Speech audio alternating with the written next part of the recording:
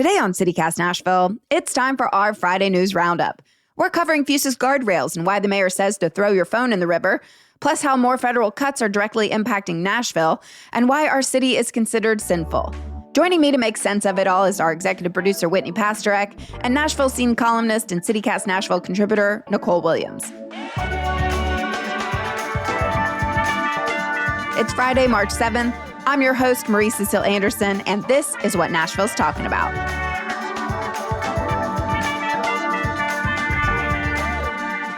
Nicole, welcome back. Whitney, always a pledge. A pledge. A pledge. I know, that's what the kids are saying. I heard it the other day. Do you know any kids? I hung out with a 26-year-old the other day. Is that a child? I don't know. I feel old. I hope not, because my girlfriend is 25. Oh, humble brag. Get after it. Can we say that? I don't know. I love that we're starting light because we're going to get pretty heavy. We're going to have to jump in right now. Let's talk about why you're here, Nicole. This week's Metro Council meeting. It was a big one. The exciting conclusion of the two-part cliffhanger from when they adjourned due to the snow at the last meeting. Nicole, tell us what happened.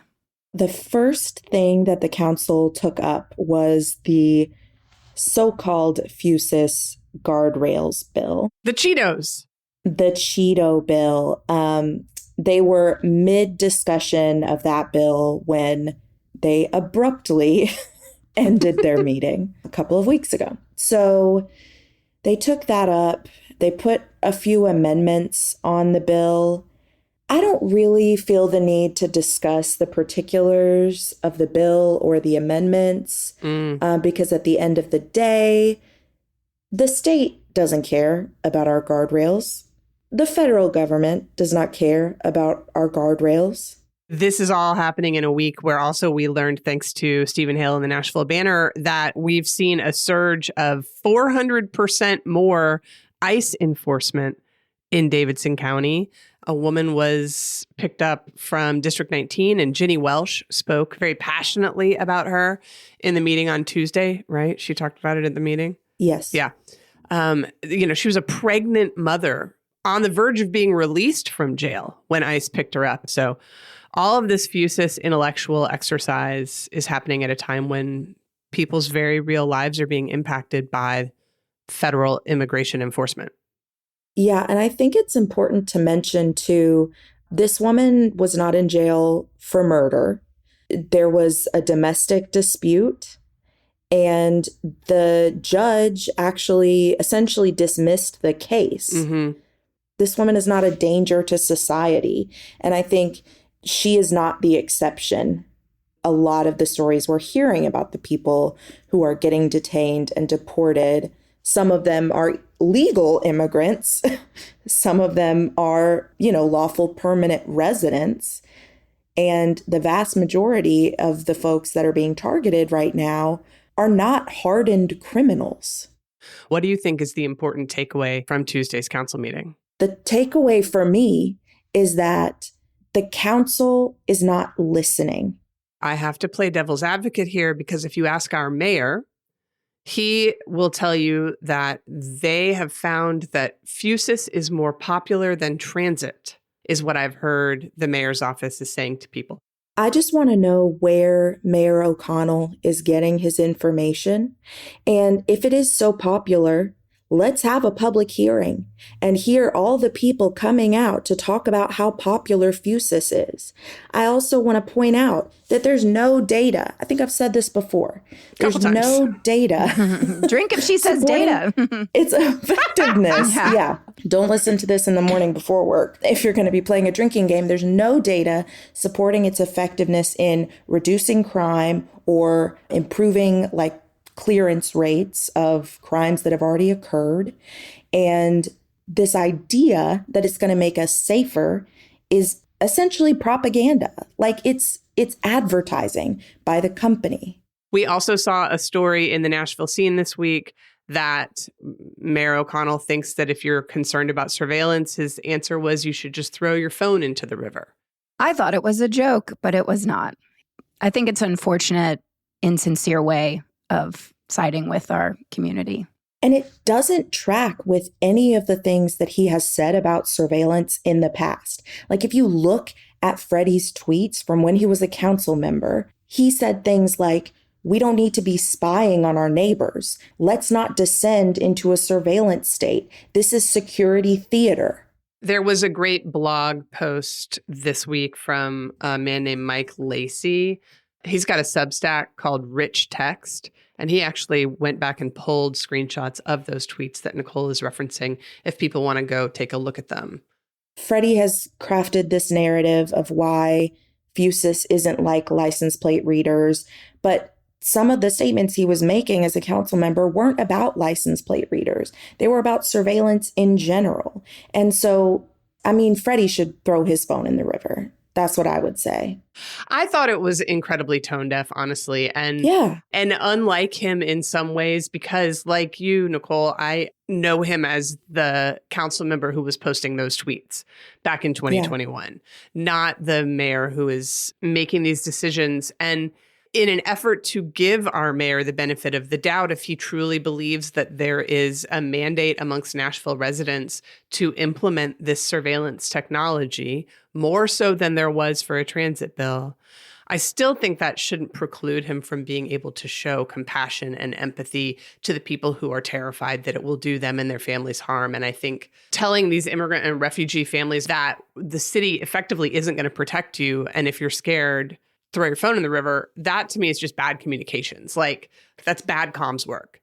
I really want to also make the point, like, this is super important to me, and it's super important that decision makers hear this. People can be in favor of something without understanding the risks. Freddie wasn't concerned about public sentiment being overwhelmingly in favor of license plate readers because he understood the risks, and he took those risks seriously, and he didn't let the security theater sway his views.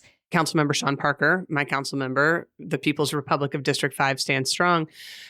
He skeeted on Blue Sky recently that constituents had been contacting him in favor of Fusus, but then when he explained its potential harms in the community, and again, not just to immigrant and refugee families, we're talking about women, LGBTQIA neighbors, basically anybody who has been othered or marginalized by Republican state and federal administrations. You know, the minute he explained the harm that it could potentially do, people changed their tune. I don't think anyone has spent as much time educating Nashville's residents about Fusus as they did about the transit bill. Well, no, and the quote unquote education that the mayor's office is engaging in, it's not the whole truth. This education that they're giving is like a sales pitch. Well, so what does the future of Fusus look like now that these guardrails seem to be on the verge of passing? The bill passed on second reading. It will be on third and final reading at the next Metro Council meeting on March 18th. I want to note that there will be no public hearing. So if you want to make your voice heard on the issue, you should either contact the council or your particular council member, or try to get one of the limited public comment slots at the beginning of the council meeting. Nicole, can we touch briefly on the bill to move Metro Historic and the Metro Historic Zoning Commission under planning? I know a lot of people are riled up about this on both sides. So what's happening there? At Tuesday's council meeting, the sponsor, Emily Benedict, introduced a substitute bill that essentially like overwrites the original bill.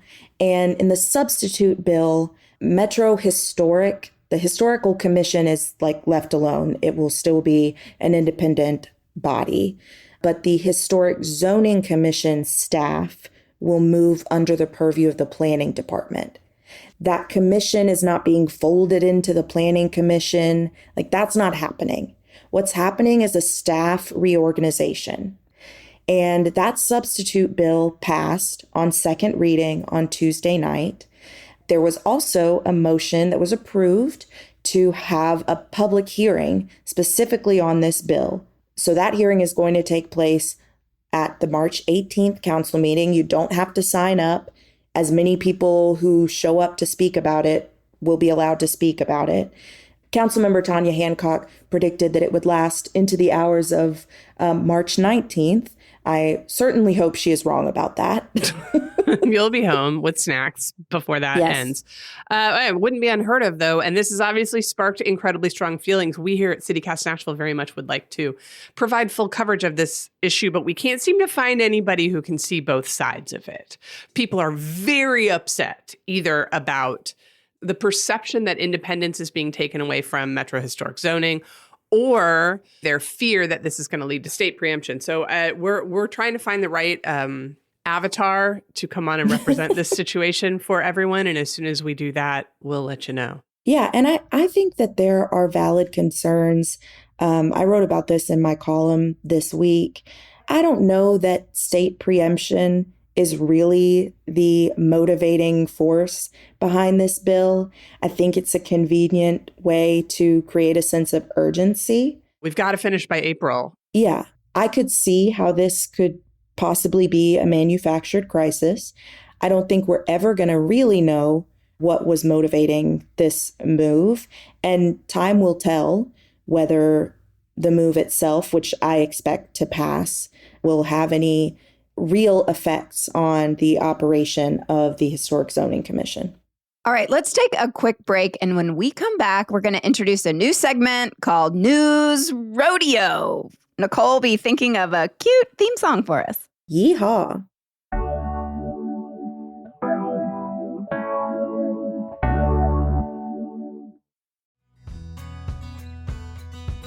My favorite place in Nashville to take friends from out of town is the Country Music Hall of Fame and Museum. It makes me feel so proud to be able to show off our city's country music roots. But y'all, it's not just a tourist attraction. Did you know that local kids always visit free at the Country Music Hall of Fame and Museum? Kids age 18 and under who are residents of Davidson and bordering counties, including Cheatham, Robertson, Rutherford, Sumner, Williamson, and Wilson, can take advantage of all the engaging and educational activities the museum has to offer this spring at no cost. Plus, they can bring 2 accompanying adults who get 25% off admission. I love the museum's Taylor Swift Education Center. They've got music, dance, art programs, and on Fridays this month, you can check out Irish step dancing, a musical instrument petting zoo, and plenty of other fun activities. Learn more and plan your visit at countrymusichofoffame.org/local-kids. Cue the theme song. It's the News Rodeo. Nailed it. Just nailed it. Thank you, Nicole, for that new theme song. So yes, this new segment is called News Rodeo, this week in celebration of the fact that Nashville is getting itself a professional rodeo. Nicole, did you know that? I did not know that. Oh, yep. The Tennessean reported this week that the Professional Rodeo Cowboys Association will be at Bridgestone May 29th through 31st with musical headliners Tim McGraw, Reba McEntire, and Jelly Roll. Whitney, you're from Texas. How excited are you? I mean, I'm not excited. I grew up going to the Houston Livestock Show and Rodeo, which is the largest livestock exhibition and rodeo in the world. And it is rodeo season right now. We're smack in the middle of it. So I am really missing home and very excited that I get to see some barrel riding. I will 100% be there for Reba. I unabashedly love a rodeo and I'm super psyched, which is rare for me because usually, I'm quite cynical about these things. But I kind of feel like we should call this the goat rodeo instead of the news rodeo because it does feel Tennessee politics and federal politics feel a little bit like a goat rodeo at the moment. But let's start here. Last week, we put out a call to readers of our Hey Nashville newsletter and mentioned here on the podcast that we wanted to hear from you about the proposed cell phone ban in public schools. And dun, dun, dun, dun, while we were taping this episode yesterday morning, that bill passed both chambers of the Tennessee General Assembly and is now headed to Governor Bill Lee's desk. So dun, dun, dun. It's all a moot point, these responses, but I did want to read 2 responses that we got. On the pro side, we have Kenya, who says, I actually think it's a good idea. Put back the access to a landline that kids can use at the office area for necessary access to rides, etc. Also, this will help them to communicate better directly with others in person. On the flip side, Dominique says, look, if my child has to undergo active shooter drills regularly and the legislators can't guarantee my kid's safety, they sure as heck will not be taking away my child's direct line of communication with me in the midst of an emergency. She goes on to add, besides that, kids do things after school. Do they expect middle school athletes to walk home alone after practice in the complete darkness without a phone in late November? To put everybody's minds at ease, no matter what side you're on, the way that this bill was written, it does leave the decision about what constitutes a, quote, ban up to the individual school districts. If you're involved at your kid's school, you probably will get a voice in that. Marie, what else is going on? Speaking of reasons why you need a phone. Yes. We do want to just take a minute and commemorate the 5th anniversary of the March 2nd tornado outbreak here in Middle Tennessee, a horrible night that left 25 people dead in our area and decimated neighborhoods in North Nashville, East Nashville, Donaldson, and all the way out to Mount Juliet and Lebanon and Cookeville. The Nashville Banner had a story out yesterday talking about the way that the Trump administration's cuts to the National Weather Service would have made that night much, much worse. Hundreds of federal workers are being fired from jobs at the National Weather Service and its parent organization, the National Oceanic and Atmospheric Administration, according to that story in the Nashville Banner. And hundreds more have reportedly accepted the administration's invitation to retire. You know, we've talked to Nashville Severe Weather, our wonderful Twitter meteorologists, and Instagram and Blue Sky, and they have their own website. Shout out to you guys. You know, they've talked to us on this podcast about how important that National Weather Service data is to what they do. And in this story from the Banner, they quoted meteorologist Bree Smith from News Channel 5. And she painted such an evocative picture of being in the completely dark News Channel 5 studios on that tornado night in 2020, because it passed right over that building, and saying the only thing she had to draw on was the NWS data. And then I love that they even got a quote from James Spann, who those of you from around these here parts probably know him as the tornado king of Alabama. He said, quote, I'm all for better efficiency in government, but you can't do it at the expense of setting up a dangerous situation where a tornado might go unwarned. It's not great, guys. It's not good. Oh, it gets worse, Nicole. So elsewhere in Trump cuts, our local Social Security Administration office on Athens Way in Metro Center might be on the chopping block. A location in Nashville is listed on the DOJ website as scheduled for closure, but no specific address is given. The amount of savings listed is about $712,000. That's approximately 0.00001% of the federal budget. Sounds really important. Does sound important. I want to shout out Representative Afton Bain, local Democratic State House representative who hosted a protest out there yesterday. It wasn't just protesting the possibility that this office could be closing. It is still open right now. I want to make that clear to everybody. But also just protesting the cuts to 50% of Social Security Administration staff and the office closures.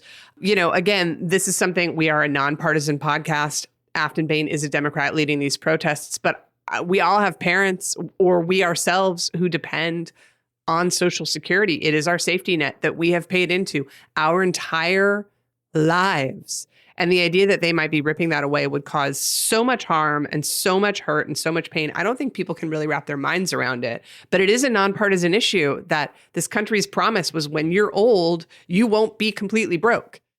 Yet again, not great, not good, don't appreciate it, not looking forward to it. Just the fact of maybe this is going to happen, like, it introduces so much fear and confusion for people who do rely on these services. And that can be really, really dangerous. This instability, the shifting ground beneath our feet, it's hard to catch your breath, and it's hard to know what is happening, what isn't happening. And so I so appreciate CityCast Nashville for always bringing us the latest and most accurate information that we can find out there. Yes, we're like an AccuWeather forecast for local journalism.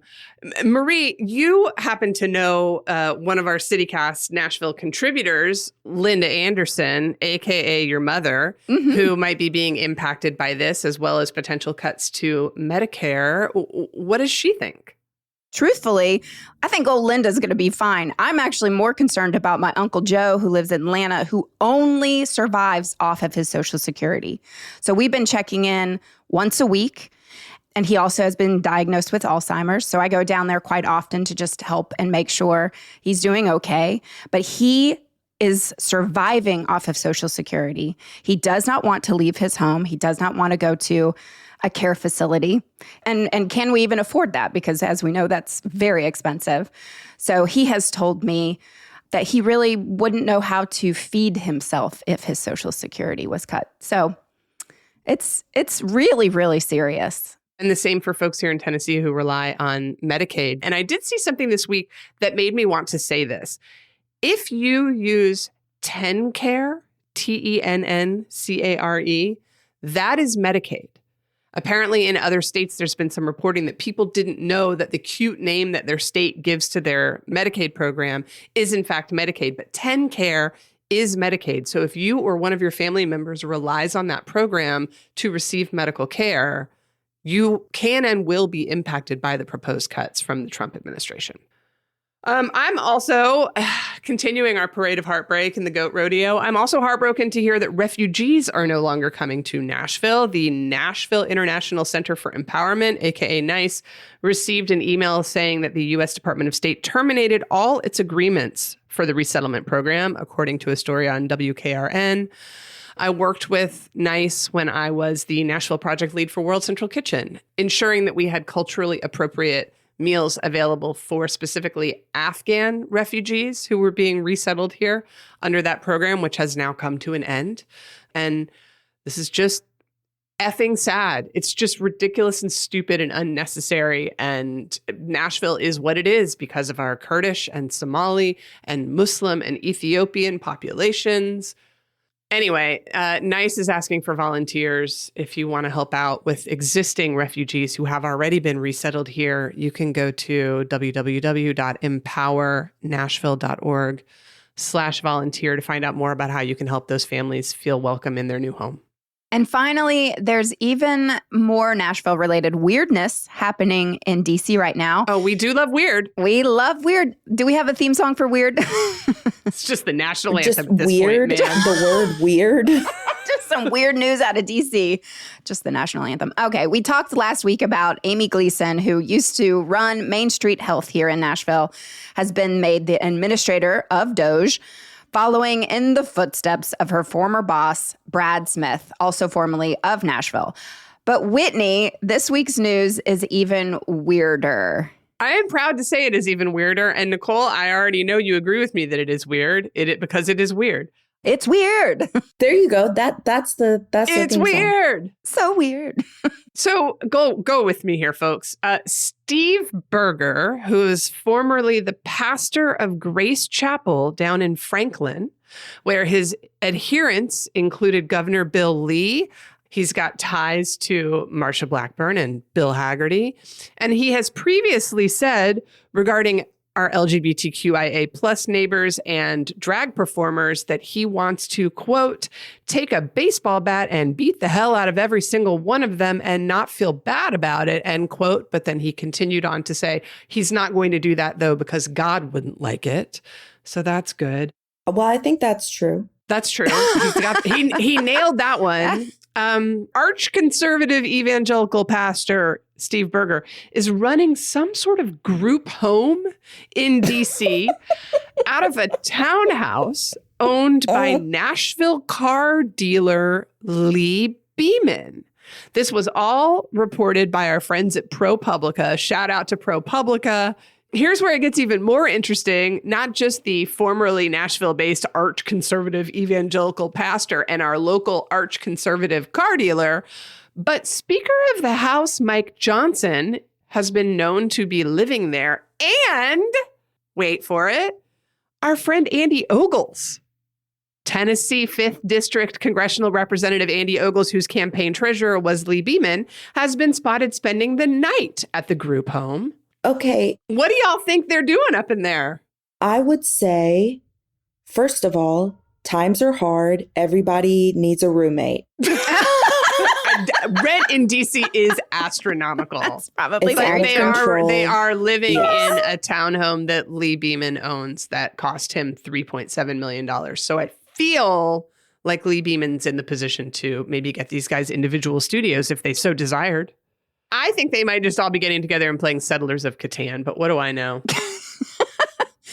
They're playing Dungeons and Dragons. They're nerding it up. I don't know. Honestly, I bet it's like the Gentleman's Club. I envision them in like those smoking jackets, drinking all sorts of things and smoking cigars and discussing The eventual Christian nationalist. rise of Project 2025. Yeah. Something Okay. like that. So They're probably like rarely there and barely see each other.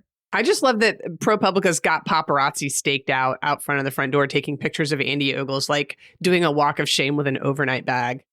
That's what happens when you fund journalism. mm. Ding, ding, ding. Speaking of evangelical Christianity, when we come back, we're going to talk about sinning. Yay!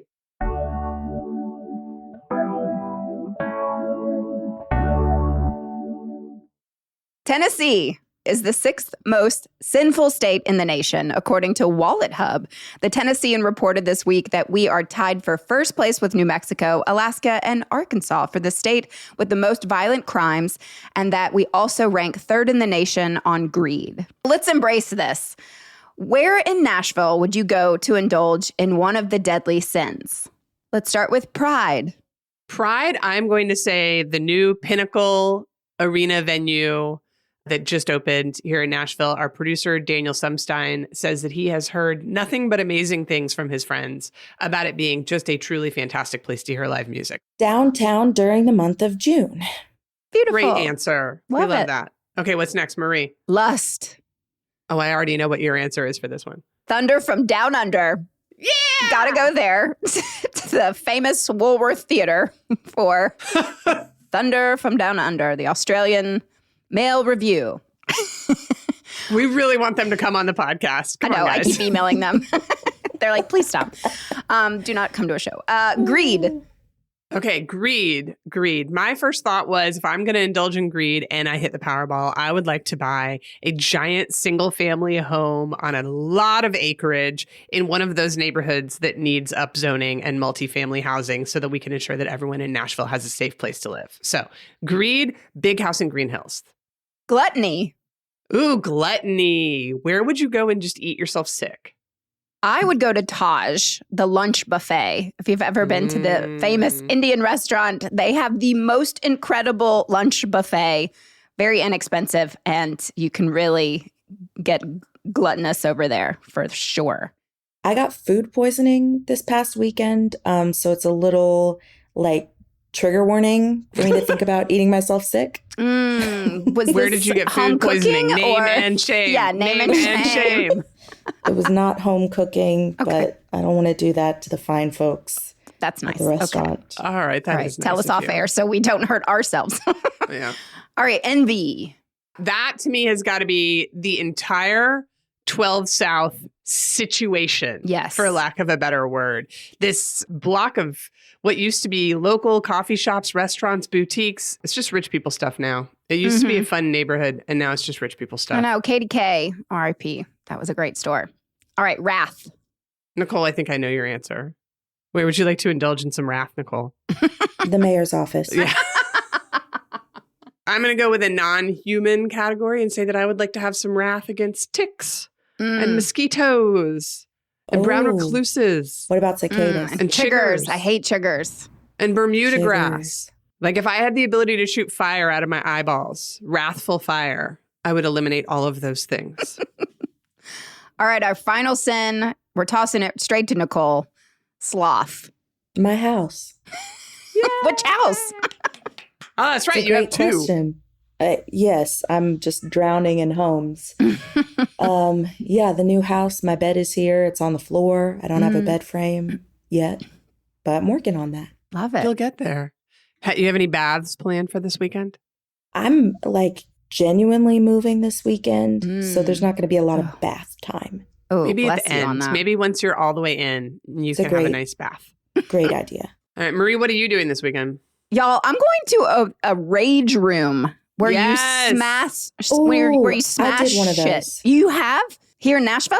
Yes. Oh, was it at Axe Adventures on Music Valley Drive? That's where we're going. Yes, it was. Oh, cool. Well, I'm going. We're going to smash some. How was it? It was really fun, and you get to pick your own music. So we played Casey Musgraves, which was a very interesting juxtaposition. But it was great. I'm going to suggest that. That is very That's cool. fantastic. Whitney, what are you up to? I have an old friend coming to town, and she wanted to go to a Preds game. So I'm going to my first Preds game of the season, and I'm hoping they'll win for me. Well, we hope everybody has a wonderful weekend. And thank you all for listening and getting through what is a wild week. Yeah, hang in there, everybody. And Nicole, always a pleasure. Thank you. Bye-bye.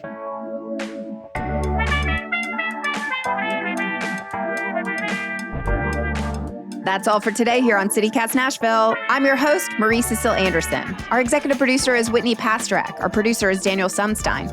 Our Hey Nashville newsletter editor is Margaret Kingsbury, and our theme music is by Prof Jenkins. If you enjoyed the show, why not tell your friends, rate the show, leave us a review, and subscribe to our Hey Nashville newsletter. We'll be back Monday morning with more news from around the city. Toodles!